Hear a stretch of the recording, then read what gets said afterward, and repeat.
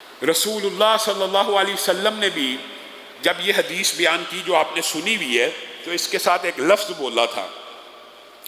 رسول اللہ صلی اللہ علیہ وسلم ایک رات بیٹھے ہوئے، 14ویں کا چاند تھا، رسول اللہ اور آپ کے صحابہ اس چاند کو غور سے دیکھ رہے تھے، تو رسول اللہ صلی اللہ علیہ وسلم نے فرمایا ایک وقت آئے گا کہ تم سب قیامت کے دن جب سارے جنتی جنت میں چلے جائیں گے اور جہنمی جہنم میں چلے جائیں گے، نعمتیں تمام ہو جائیں گی، تو اس وقت اللہ رب العزت اپنے چہرے سے حجابوں کو اٹھا لے گا اور جنتی اپنے رب کا ایسے دیدار کریں گے جیسے تم آج 14ویں کے چاند کا کر رہے ہو۔ یہ حدیث تو معروف ہے، آپ سب نے سنی ہوئی ہے کہ بندہ مومن اپنے رب کا ایسے دیدار کرے گا جیسے 14ویں کے چاند کا کر رہا ہوگا۔ لیکن رسول اللہ کا جو اگلا جملہ ہے وہ صحیح طور پہ ابلاغ نہیں ہو سکا معاشرے میں۔ تو تم فجر کی اور عصر کی نماز کے اوپر مداومت اختیار کرنا، تم ان نمازوں کو مت چھوڑنا۔ اب بتائیے اس حدیث کے ساتھ اس جملے کا کوئی تعلق تھا تو رسول اللہ نے بولا ہے، اسی لیے محدثین نے ابواب باندھے، ابواب باندھے۔ اب بتائیے رسول اللہ نے حالی یہ بیان کر دیتے کہ کل قیامت کے دن جنتی اپنے رب کا دیدار کریں گے، وجوہ یومئذ ناظرہ، اللہ نے بھی کہا الی ربہا ناظرہ، چمکدار چہرے اس دن اپنے رب کا دیدار کر رہے ہوں گے اطمینان اور سکون کے ساتھ۔ قرآن بھی کہہ رہا ہے، یہی بیان کرنا کافی تھا، لیکن رسول اللہ نے جو اگلا جملہ بولا تو پھر تم عصر کی اور فجر کی نماز کو مداومت پہ، ہمیشگی پہ اس کو قائم رکھنا، اس جملے کا کیا مقصد ہے؟ محدثین نے اس کے اوپر ایک باب باندھا اور انہوں نے اس بات کی یہ توجیہ بیان کی کہ بنیادی طور کے اوپر عام جنتیوں کو جن کو اللہ تعالیٰ معاف کر کے، خطاؤں سے پردہ پوشی فرما کے، ان کے گناہوں کو معاف کر کے کسی بھی طرح جنت میں داخل کر دے گا بالآخر۔ اللہ کی رحمت تو ہے، رحمت کا انکار تو نہیں ہے، رحمت کا مہینہ بھی ہے، مغفرت ہے، اللہ تعالیٰ معاف بھی کرے گا۔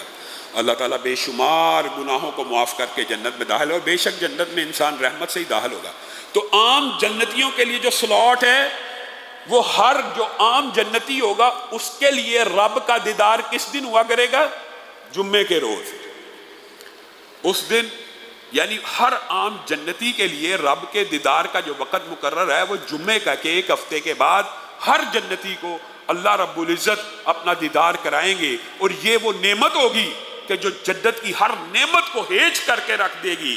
وَفِي ذَلِكَ فَلْيَتَنَافَسِ الْمُتَنَافِسُونَ، اور یہی وہ نعمت ہے کہ جس کے پیچھے بھاگنا چاہیے، لیکن فجر اور عصر کے پختہ نمازیوں کے لیے یہ خوشخبری ہے اور یہ مطابقت اور مماثلت ہے کہ ان کو ہر روز اللہ فجر اور عصر کے وقت اپنا دیدار کروائے گا۔ عام جنتیوں کو ہر جمعے کے بعد، اور فجر اور عصر کے پختہ نمازیوں کے لیے دن میں 2 مرتبہ زیارت ہوگی۔ وافضل النعیم زیارت العزیز الحمیدی۔ بتائیے جنت کی تمام نعمتوں سے بڑھ کر نعمت ایک یہ بھی ہے کہ رسول اللہ کی رفاقت ہوگی، لیکن اگر اس نعمت سے بھی بڑی کوئی نعمت ہے تو وہ یہی ہے کہ رب کا دیدار ہوگا۔ اور جس بندے کو ایک دن میں 2 دفعہ ہو رہا ہے وہ کتنی عظیم نعمت ہے۔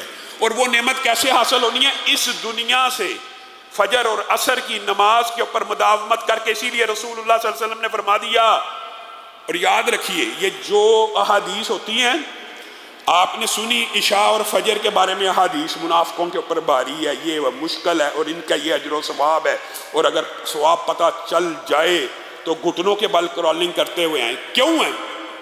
اللہ خالق ہے، اللہ کو پتہ بندے کے لیے مشکل نمازیں کون سی ہیں۔ اسی طرح عصر کی نماز کے بارے میں قرآن پاک میں سپیشل الگ حکم ہے، حافظوا علی الصلوات والصلاۃ الوسطی۔ کیوں؟ اللہ کو پتہ ہے سب سے آسان نمازیں ہر مسلمان کے لیے ظہر اور مغرب کی ہوتی ہیں، یاد رکھنا، اور مشکل نمازیں فجر عشاء کے بعد سب سے مشکل نماز اگر کوئی ہے تو وہ عصر کی ہے۔ وجہ اس وقت انسان اپنے کاروبار میں مشغول ہوتا ہے، اس وقت انسان اپنے روز مرہ کے ان معاملات میں جو تاخیر سے اٹھتے ہیں وہ بھی، جو جلدی اٹھتے ہیں وہ بھی سمیٹ رہے ہوتے ہیں۔ ہر بندہ اس وقت بہت زیادہ مشغول ہوتا ہے۔ اسی لیے رسول اللہ صلی اللہ علیہ وسلم نے کہا جس کی عصر کی نماز فوت ہوگی اس کا بیڑا غرق ہو گیا۔ اس کا مال ہلاک ہو گیا، وہ تباہ و برباد ہو گیا۔ آپ اپنے مال میں برکت کے لیے دکان کا شٹر کھول کے عصر کے ٹائم بیٹھے ہوئے ہیں، رسول اللہ کہہ رہے ہیں یہ برباد ہو گیا، آپ سمجھ لیں میں چند ٹکے کما کر کامیاب ہو رہا ہوں۔ آپ کے اس ٹکوں میں برکت نہیں ہوگی جو نماز چھوڑ کے آپ کما رہے ہیں، آپ کا مال برباد ہو گیا، ہلاک ہو گیا، تباہ ہو گیا۔